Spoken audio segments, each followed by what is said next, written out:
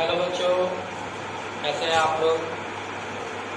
हालांकि सबसे पहले आप लोग को बता दूं कि आज हम सभी शिक्षकगण, नॉलेज वर्ल्ड के जितने भी शिक्षकगण हैं, आप लोगों के लिए बहुत खुश हैं, क्योंकि कल बिहार बोर्ड का परसों बिहार बोर्ड का रिजल्ट आया था।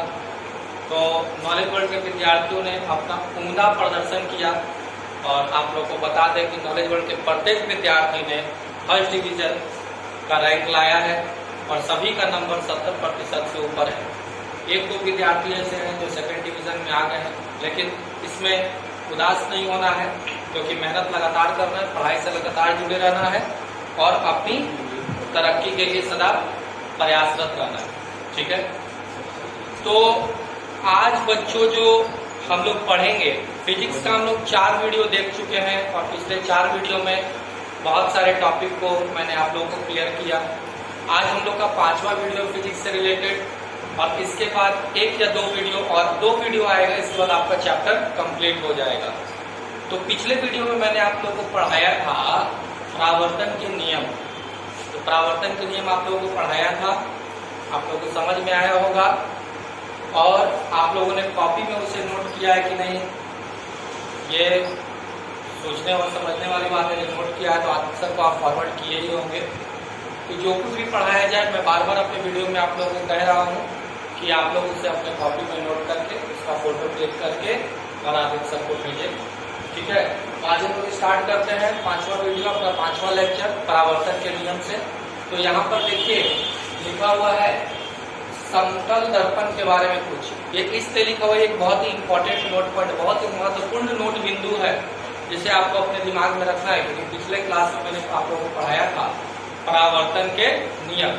उसी से जुड़ा हुआ यह एक मुख्य बिंदु है, जो कि ये मुख्य बिंदु कहता है कि समतल दर्पण पर लंबवत पड़ने वाली प्रकाश की किरण परावर्तन के बाद उसी पथ पर वापस लौट जाती है। ठीक है, यह बिंदु आपको दिमाग में रखना है। कोई समतल दर्पण, जैसे यहाँ पे देखिए मैं आपको छोटे से में समझाता हूँ। चलिए मैं यहाँ पर ले लेता हूँ एक छोटा सा, ठीक है, ये कॉर्नर पे आपको मैं समझा रहा हूँ। तो यह समतल दर्पण है और इस समतल दर्पण पर कोई भी प्रकाश की किरण यदि लंबवत पड़ती है, यानी कि 90 डिग्री के कोण बनाकर यदि उस पर पड़ रही है, तो ये क्या हुआ, ये कौन सी किरण है, आपतित किरण, ये आ रही है, और फिर परावर्तित किरण, यानी कि फिर ये जैसे ही आई है उसी तरह ये वापस लौट जाएगी। आपतित किरण, परावर्तित किरण। ठीक है, ऐसा क्यों होता है, ऐसा इसलिए होता है क्योंकि परावर्तन के नियम में मैंने आप लोगों को बताया था कि आपतन कोण बराबर परावर्तन कोण होता है। तो आपतन कोण बराबर परावर्तन कोण यदि देखेंगे तो आपतन कोण क्या हुआ, कि आपतित किरण और लंबवत से बनाई जाती है। आपका आपतित किरण और लंबवत यही है। आपतित किरण और लंबवत के बीच में कितने डिग्री का कोण है, समतल दर्पण से 90 डिग्री का कोण है। ठीक है, तो आपतन कोण 90 डिग्री, तो परावर्तन कोण भी 90 डिग्री, तो यह कोण बराबर होता है। इसीलिए आपतित किरण और परावर्तित किरण, यानी कि जिस पथ से आपतित किरण आती है उसी पथ से वापस लौट जाती है। ठीक है, उसी पथ से वापस लौट जाती है। ठीक है, तो यह आप समझ लें। तो यही इस स्टेटमेंट का मतलब था कि समतल दर्पण पर लंबवत पड़ने वाली प्रकाश की किरण, यह समतल दर्पण है, इस पे लंबवत पड़ने वाली प्रकाश की किरण परावर्तन के बाद उसी पथ पर वापस लौट जाती है। तो यह आपतित किरण है, समतल दर्पण पर पड़ी और परावर्तन, यह लंबवत है समतल दर्पण के, परावर्तन के बाद ये उसी पथ से वापस लौट जाती है। यह आपका मुख्य बिंदु था। आइए आज का दूसरा बिंदु जो है हमारे पास, वो है प्रतिबिंब के बारे में, कि प्रतिबिंब क्या होता है। ठीक है, तो प्रतिबिंब किसे कहते हैं, तो आप लोगों ने देखा होगा, आप आईने के सामने खड़े होते हैं, दर्पण के सामने खड़े होते हैं, तो आपका प्रतिबिंब आईने में दिखता है। तो ये तो हम समझ जाते हैं कि हमारी प्रतिछाया है, तो ये से प्रतिबिंब कहते हैं। लेकिन यदि प्रतिबिंब की परिभाषा पूछी जाए तो प्रतिबिंब को परिभाषित कैसे करते हैं, तो प्रतिबिंब को परिभाषित कैसे करते हैं, देखिए प्रतिबिंब क्या है कि किसी बिंदु स्रोत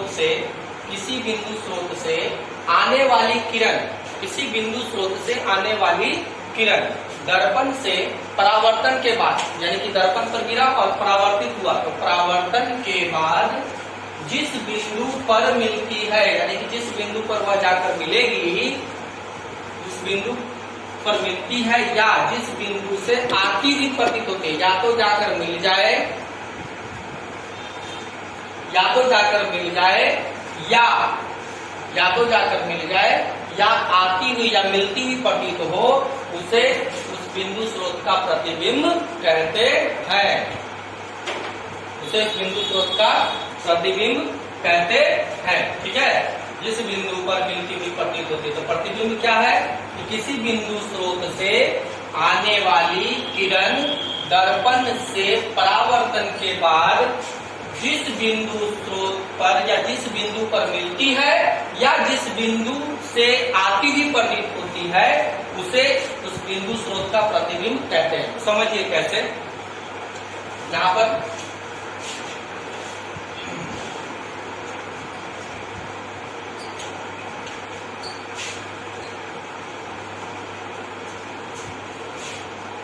देखिए, मान लिया कि यह एक समतल दर्पण है और यह एक बिंदु स्रोत है। बिंदु है यानी कि वस्तु है।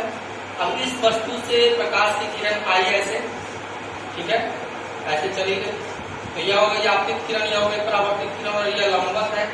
तो ये केवल एक ही किरण तो नहीं आएगी, बहुत सारी किरण आएगी, तो यहाँ पे भी लंबवत होगा। बना लिया, ये यहाँ पे भी किरण आ रही है, ऐसे जा रही है और ऐसे आ रही है और ऐसे जा रही है। ठीक है, अब देखिए यह किरण कहीं पर मिली नहीं है। अब क्या करेंगे, परावर्तन से किरण को, अब इसको क्या करेंगे, ये तो जैसे आती वैसे जाती, दर्पण के पीछे भी जाएगा। इसको हम बिंदु लाइन से दिखाते हैं, और ये जो परावर्तित किरण है, ये पीछे की ओर भी आभासित होकर, आभास यानी मान लेते हैं कि पीछे की तरफ भी आ रही है। तो ये देखिए, वास्तविक में तो यह किरणें आपस में नहीं मिली, पर यह पीछे जब इसको हम किया तो ये मिलती हुई प्रतीत होती है, और जिस बिंदु पर यह मिलती हुई प्रतीत हुई वहां पर क्या बना, प्रतिबिंब बना। तो वही यहाँ पर लिखा हुआ है कि जिस बिंदु पर मिलती है या जिस बिंदु से आती हुई प्रतीत होती है, तो यह क्या हो रहा है, मिली नहीं, प्रतीत हुई। ठीक है, उसे उस बिंदु का प्रतिबिंब करते हैं। तो यह आपका क्या बन गया, प्रतिबिंब। ठीक है, अब वहां पे कुछ लिखा हुआ है, इसलिए मैं मिटा दे रहा हूँ ताकि वो गड़बड़ ना हो। ठीक है, तो प्रतिबिंब आप लोग समझ गए होंगे। अब प्रतिबिंब का दो प्रकार होता है। प्रतिबिंब का कितने प्रकार होता है, दो प्रकार होता है। प्रतिबिंब दो प्रकार के होते हैं, एक होता है वास्तविक प्रतिबिंब और दूसरा होता है आभासी प्रतिबिंब। अब वास्तविक प्रतिबिंब क्या होता है, तो वहां पे आप देखिए प्रतिबिंब के परिभाषा में ही कहा कि जिस बिंदु पर मिलती है, यानी कि यदि प्रकाश की किरणें आपस में यदि वास्तविक रूप से मिलन करती हैं और उसके मिलने से यदि कोई प्रतिबिंब बनता है तो वह वास्तविक होता है। लेकिन यदि मिलती हुई प्रतीत होती है, जैसे कि यहाँ पर मैंने आपको दिखाया पीछे बिंदु बिंदु वाले लाइन से, तो यह वास्तविकता में मिली नहीं, यह मिलती हुई प्रतीत हुई। तो जब प्रकाश की किरणें मिलती हुई प्रतीत होती है, उससे जो प्रतिबिंब बनता है उसे आभासी प्रतिबिंब कहते हैं। यानी कि वास्तविक प्रतिबिंब क्या है कि जब प्रकाश की किरणें आपस में वास्तविक रूप से मिलती हैं तो वह वास्तविक प्रतिबिंब बनाती है, और जब प्रकाश की किरणें वास्तविक रूप से नहीं मिलती हैं, मिलती हुई प्रतीत होती हैं या आती हुई प्रतीत होती है, तो ऐसे प्रतिबिंब को हम आभासी प्रतिबिंब कहते हैं। देखिए यहाँ पर डेफिनेशन भी है वास्तविक प्रतिबिंब के प्रकार, तो कितने हैं, पहला आपका वास्तविक प्रतिबिंब और दूसरा आपका आभासी प्रतिबिंब। अब वास्तविक प्रतिबिंब क्या है, किसी बिंदु स्रोत से आती प्रकाश की किरण, किसी बिंदु स्रोत से आती प्रकाश की किरणें दर्पण से परावर्तन के बाद, यानी किसी भी बिंदु स्रोत का मतलब क्या, वस्तु से, बिंदु स्रोत हुआ या वस्तु हुआ एक ही बात है। तो किसी बिंदु स्रोत से आती प्रकाश की किरणें दर्पण से परावर्तन के बाद जिस बिंदु पर वास्तव में मिलती है, मैंने बोला था आपको वास्तव में मिलती है, उसे उस बिंदु स्रोत का वास्तविक प्रतिबिंब करते हैं। तो मैंने आपको बताया कि वास्तविक प्रतिबिंब क्या है, तो वास्तविक प्रतिबिंब क्या है कि जब किसी बिंदु स्रोत से प्रकाश की किरणें आपस में वास्तव में मिलती हैं, किसी बिंदु स्रोत से आती प्रकाश की किरणें आपस में वास्तव में मिलती हैं, तो जब जब वो प्रकाश की किरणें वास्तव में मिलेगी तो उसे उस बिंदु स्रोत का वास्तविक प्रतिबिंब कहते हैं। ठीक है, अब देखिए यहाँ पर दो नोट पॉइंट लिखा हुआ है, आपको इंपॉर्टेंट पॉइंट है वास्तविक प्रतिबिंब के बारे में, एग्जाम में बहुत पूछा जाता है। ठीक है, एग्जाम में इसके बारे में 1 मार्क्स 1 नंबर के क्वेश्चन में बहुत पूछा जाता है। तो क्या बताता है कि वास्तविक प्रतिबिंब पर्दे पर प्राप्त किया जा सकता है। ठीक है, 1 नंबर के क्वेश्चन पूछता है कि वास्तविक प्रतिबिंब पर्दे पर डैश किया जाता है या वास्तविक प्रतिबिंब डैश पर प्राप्त किया जाता है, यानी कि खाली स्थान तो उसमें लिखना है कि पर्दे पर प्राप्त किया जा सकता है। तो वास्तविक प्रतिबिंब पर्दे पर प्राप्त किया जा सकता है। और दूसरा है वास्तविक प्रतिबिंब के बारे में कि वास्तविक प्रतिबिंब वस्तु की अपेक्षा हमेशा उल्टा होती है। ठीक है, अब वस्तु सीधा है, ठीक है, तो उसका प्रतिबिंब कैसा बनेगा, उल्टा। जैसे कि हमारी नेत्र, हमारी आंख, तो हमारे आंख में जो प्रतिबिंब बनता है किसी भी चीज का वो हमेशा उल्टा होता है। जैसे पेड़ हम सीधा देखते हैं पर पेड़ हमारे आंख में कैसा बना, उल्टा। क्यों? क्योंकि हमारे आंख में, हमारे नेत्र में कोई भी प्रतिबिंब हमेशा वास्तविक ही बनता है। ये हम जब नेत्र, मानव नेत्र पढ़ाएंगे तो वहां बताएंगे, लेकिन यहाँ पर अभी हम आप लोगों को बता दिया कि वास्तविक प्रतिबिंब हमेशा और हमेशा उल्टा बनता है। जैसे मैं ऐसे सीधा खड़ा हूँ, आप लोग सीधा देख रहे हैं, ठीक है, तो उसके अलावा, उसके बावजूद आप मुझे वास्तव में सीधा देखते हैं, लेकिन आपके नेत्र में मेरी प्रतिबिंब कैसी है, उल्टी बनी हुई है। यानी कि मेरा सिर मेरे पांव की तरफ और मेरा पांव सिर के पास, यानी कि ठीक उल्टा। ठीक है, तो वास्तविक प्रतिबिंब कैसा बनता है, हमेशा उल्टा बनता है। तो वास्तविक प्रतिबिंब के बारे में 2 पॉइंट आपको याद रखना है कि वास्तविक प्रतिबिंब पर्दे पर प्राप्त किया जा सकता है और वास्तविक प्रतिबिंब हमेशा उल्टा बनता है। यानी कि कोई भी प्रतिबिंब यदि उल्टा है तो वो कैसा होगा, वास्तविक प्रतिबिंब होगा। तो वास्तविक प्रतिबिंब किसे कहते हैं बच्चों, तो ऐसी किसी बिंदु स्रोत से आने वाली प्रकाश की किरणें जब वास्तव में किसी बिंदु पर मिलती है तो उसे उस बिंदु स्रोत का वास्तविक प्रतिबिंब कहते हैं। यानी कि जब प्रकाश की किरणें आपस में वास्तव में मिल गए तो वास्तविक प्रतिबिंब हो गया। डेफिनेशन आपके सामने है। और वास्तविक प्रतिबिंब का 2 मुख्य बिंदु आपको याद रखना है कि वास्तविक प्रतिबिंब पर्दे पर प्राप्त किया जा सकता है और दूसरा कि वास्तविक प्रतिबिंब हमेशा उल्टा बनता है। आप लोग स्क्रीनशॉट ले लें या नोट कर लें। मैं हट जा रहा हूं।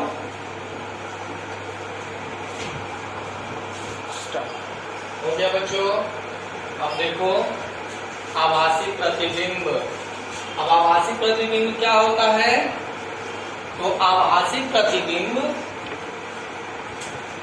किसी बिंदु स्रोत से आती प्रकाश की किरणें परावर्तन के बाद जिस बिंदु से आती हुई प्रतीत होती है, यह मुख्य बिंदु है, आती हुई प्रतीत होती है। वास्तविक प्रतिबिंब में क्या बताया था मैंने, वास्तविक प्रतिबिंब में बताया था कि वो वास्तव में मिलती है, लेकिन आभासी प्रतिबिंब में वह किरणें आती हुई प्रतीत होती है, उसे उस बिंदु का आभासी प्रतिबिंब कहते हैं।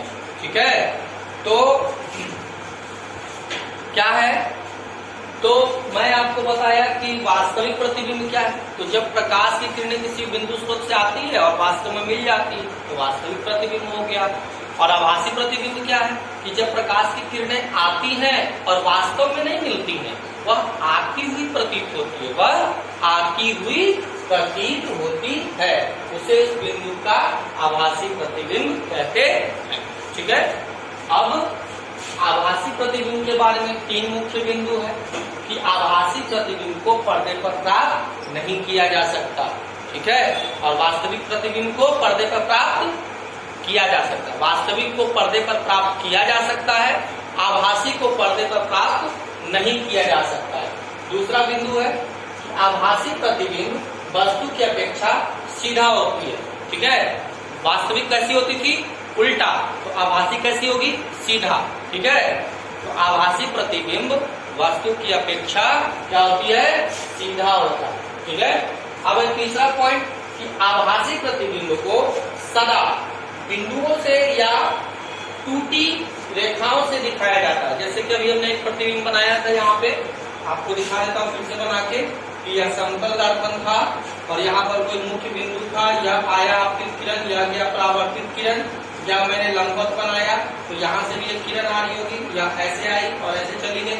अब इसको हम टूटी हुई रेखाओं से जब पीछे की तरफ ले जाएंगे, यानी कि इसको मिलाने का प्रयास करेंगे, तो यह वास्तविक में तो आपस में नहीं मिली, कोई किरणें आपस में नहीं मिली, लेकिन इसको मैंने मिलाया तो यह कैसी रेखाएं हैं? टूटी हुई रेखाएं हैं, और यह किरणें आती हुई प्रतीत होती थी। यहाँ पर जिस बिंदु पर या दोनों रेखाएं आती हुई प्रतीत होती है या प्रतीत होती मिलती हुई प्रतीत होती है, उसे उस बिंदु का क्या कहते हैं? प्रतिबिंब कहते हैं। और यह कैसा प्रतिबिंब है? तो यह प्रतिबिंब आपका आभासी प्रतिबिंब है। कैसा प्रतिबिंब है? आभासी प्रतिबिंब है। ठीक है, तो एक बात और मैं आपको बता दूं कि आभासी प्रतिबिंब दर्पण के हमेशा पीछे बनेगा। आभासी प्रतिबिंब कहाँ बनेगा? हमेशा दर्पण के पीछे। 4 पॉइंट हो गए। 4 पॉइंट कैसे? आभासी प्रतिबिंब तो पहले मैंने बताया कि आभासी प्रतिबिंब पर्दे पर प्राप्त नहीं किया जा सकता। आभासी प्रतिबिंब वस्तु की अपेक्षा सीधा होता है। आभासी प्रतिबिंब को सदा बिंदुओं से या टूटी रेखाओं से दिखाया जाता है, तो बिंदुओं से टूटी रेखाओं से दिखाया जाता है। और चौथा पॉइंट मैं आपको बता रहा हूं कि आभासी प्रतिबिंब हमेशा दर्पण के पीछे बनता है। देखिए यह दर्पण है तो ये उसका अगला भाग है और यह पिछला भाग है। नीचे वाला भाग पिछला भाग, ऊपर वाला भाग अगला भाग। तो आभासी प्रतिबिंब हमेशा दर्पण के पीछे बनता है और वास्तविक प्रतिबिंब हमेशा दर्पण के आगे बनता है। ठीक है, अच्छा अब आइए मैं आपको दिखा रहा हूं कि समतल दर्पण द्वारा प्रतिबिंब का बनना। तो यहाँ पर एक ड्राइंग में बनाऊंगा, आरेख बनाऊंगा, चित्र बनाऊंगा, उस चित्र के माध्यम से मैं आपको समझाता हूँ। ठीक है, यह रहा आपका समतल दर्पण। ठीक है, मान लिया यहाँ पर कोई वस्तु है। अब इस वस्तु से एक किरण गई और दर्पण से टकराकर लौट गई। यह हुआ आपका आपतित किरण या परावर्तित किरण। और इस पर मैं एक लंबवत भी बनाया प्रकाश के परावर्तन के अनुसार। ठीक है, और ये क्या केवल वस्तु से एक ही किरण तो नहीं आती, वस्तु से बहुत सारी किरणें आती है। एक और किरण जो है इस दर्पण पर कैसे जा रही है? लंबवत जा रही है। तो जो किरण समतल दर्पण पे लंबवत जाती है वह उसी रास्ते से या उसी पथ से वापस लौट जाती है। अब देखिए यहाँ कोई भी किरण आपस में नहीं मिल रही है। ठीक है, कोई भी किरण आपस में नहीं मिल रही। अब इसको हम क्या करेंगे? इसको हम बिंदु के लाइन के द्वारा दर्पण के पीछे थोड़ा सा बढ़ाएंगे। ठीक है, और ये परावर्तित किरण है, तो परावर्तित किरण को भी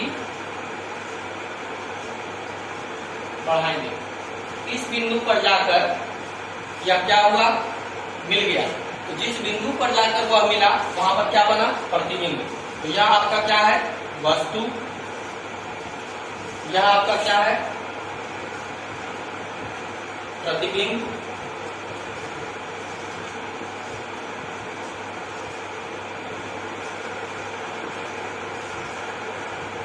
ठीक है, यह आपका आपतित किरण या परावर्तित किरण और यह लंबवत किरण।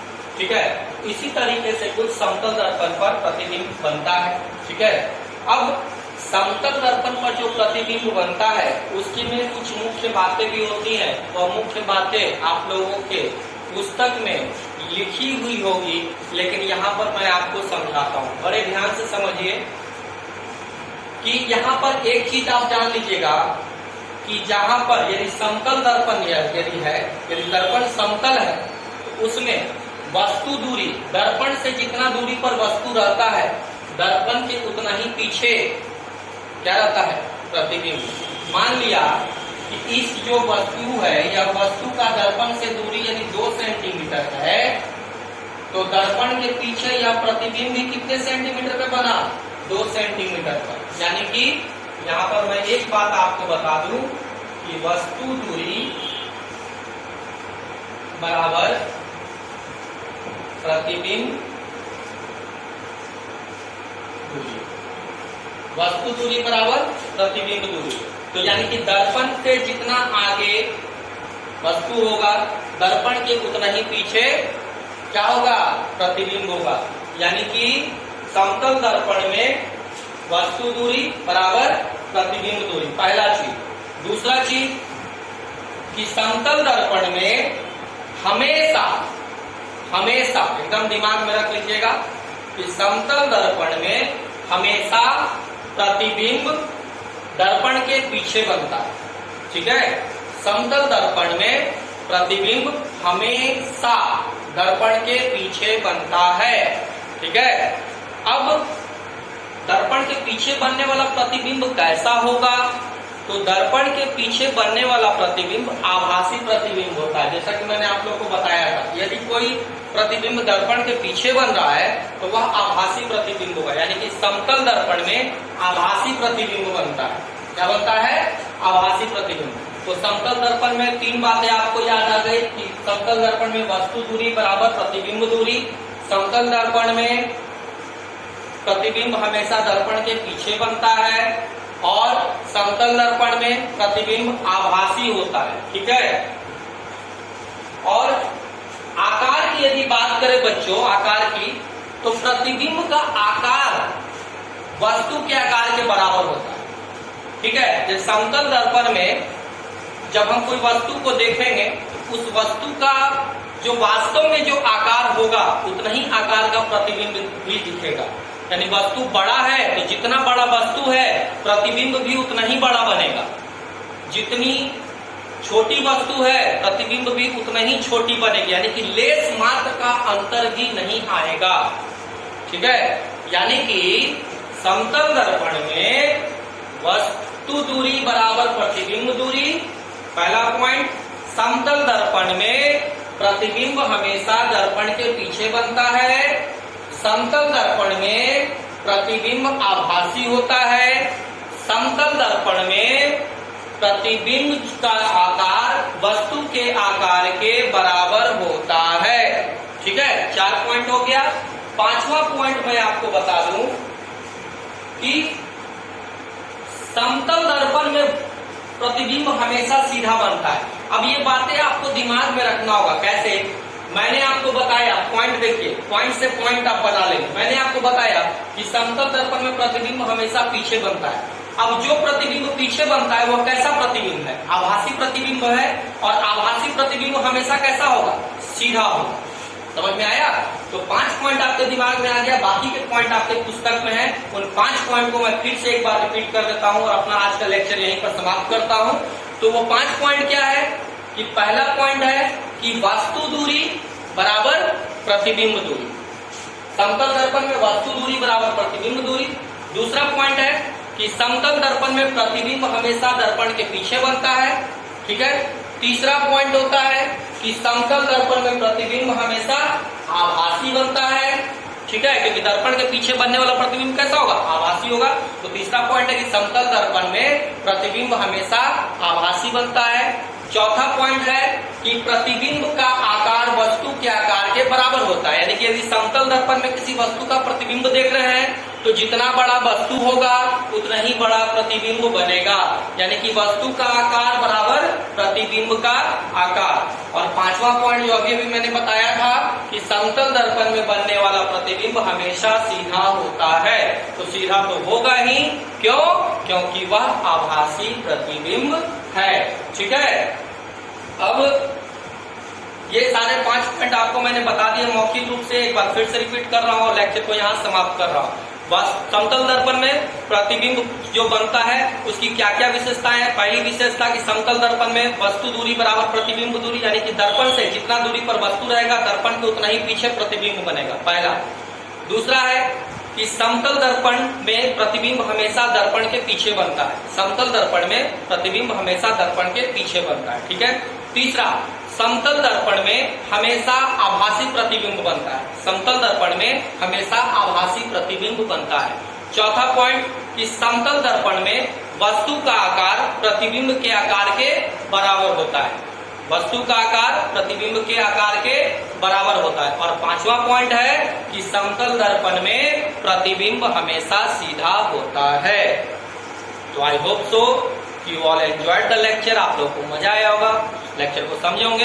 जो भी पॉइंट्स मैंने आपको बताया कॉपी में नोट डाउन करें, आदित्य सर को फोटो खींच के फॉरवर्ड करें, पढ़ाई करते रहे, मस्ती बनाए। Thank you very much.